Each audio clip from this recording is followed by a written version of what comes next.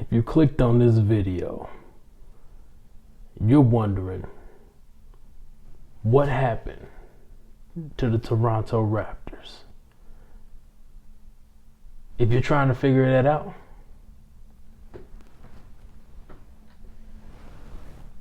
you clicked on the right video. Nah, let me stop playing. So, boy, it's hard as hell scoot up in carpet. So, looking at the Toronto Raptors, I think the problems that they're having today have stemmed from issues that they've had from after that championship year. So, a lot of us, let's go back. Most of us were aware that the year they obtained Kawhi, they went all in, and it made sense, and that was the right move, right? But after that season, they lost Danny Green and they lost Kawhi Leonard. Now, this is going to be a theme for what I think the biggest problem for them is right now, because at the end of the last season in 2020, they end up losing Serge Ibaka and Marc Gasol.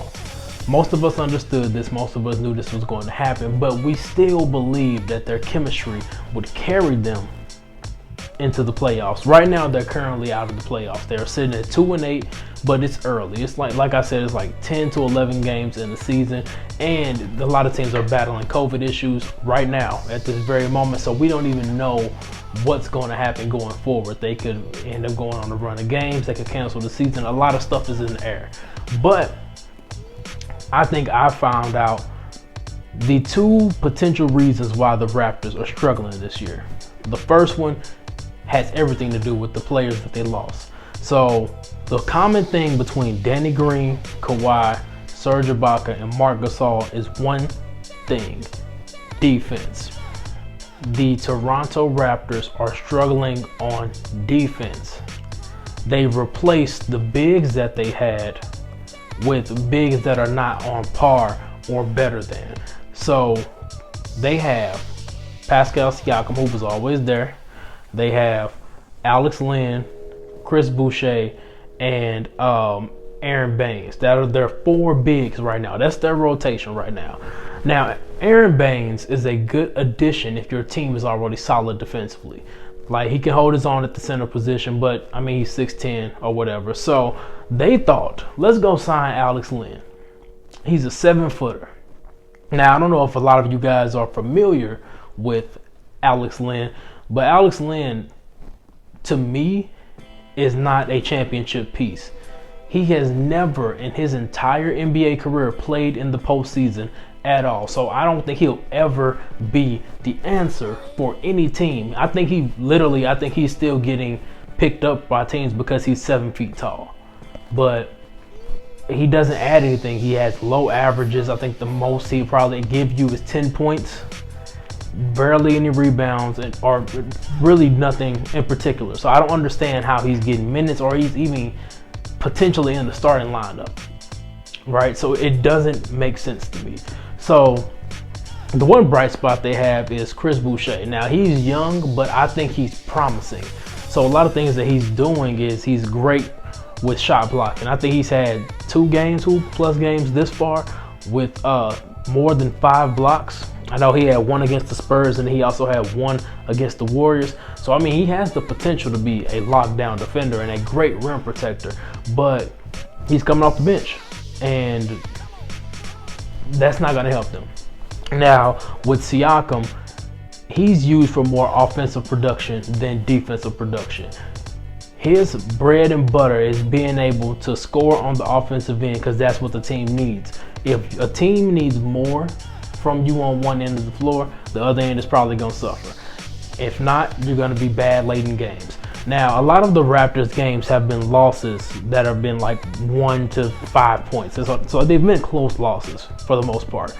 But they can't complete these games because of the second part of their defensive issue, which is no defense at the guard positions. Right now, they are running Kyle Lowry and Fred VanVleet at the same time. Before, in our championship roster, Fred VanVleet was coming off the bench because they ran Kawhi, they ran Danny Green, Kyle Lowry, Siakam, and Marcus All. That was their championship lineup. Last year, they started integrating different lineups between Norman Powell and between Fred VanVleet, but he's also just got a big contract this year, so he's looking to be Kyle Lowry's replacement, but he's also the best guard they have outside of Kyle Lowry. So they are playing them both at the same time, meaning that offensive production for them is going to be solid. These will be great. This is great offensive production. But defensively, there are so many good guards because the league is guard heavy right now that there is no way possible that they're going to be able to compete defensively. So guards like Donovan Mitchell, Devin Booker, Jamal Murray, Chris Paul, Steph Curry, Bradley Beal, Damian Lillard, and the list goes on, will continue to cook them because there is no one to guard them. And the teams are built better around them. So I kind of think that the Raptors are stuck right now in this kind of, we want to contend, but we're kind of in rebuild mode because they lost essential pieces. Also, the last and final thing I think that's going on with the Raptors is that they are not playing in Toronto. Now, everybody knows they're playing in Tampa right now. And on paper, that looks nice. It's like the travel time is a little less, blah, blah, blah, blah, blah. But these men have families, they have wives, they have kids, they have girlfriends, they have mothers and all this other stuff. So they're not able to see them because their family is in Toronto and they're sitting down here in Tampa.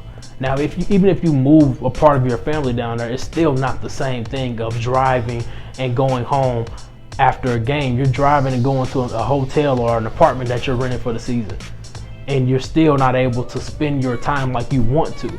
It's so many issues that they're going through that I think this is the reason why they're not all there chemistry wise and mentally wise, because I think they're somewhere else.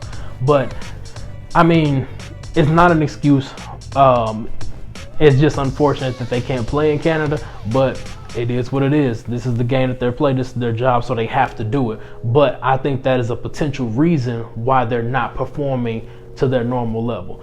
So these are my findings after my research. Let me know what you guys think in the comment section below. Do you have any other reasons that could help prove what's going on with the Raptors? I think it's still hope. It's still early. They only played like 10 games at this point, and I'm recording this on January 13th. So with only 10 games being played, there's still 62 games left, so they can turn this around. But I don't know if they'll be able to get the #1 seed because I don't see any of the top teams letting up. But I mean, they could definitely sneak into the playoffs. But let me know what you think in the comment section down below. Stay blessed.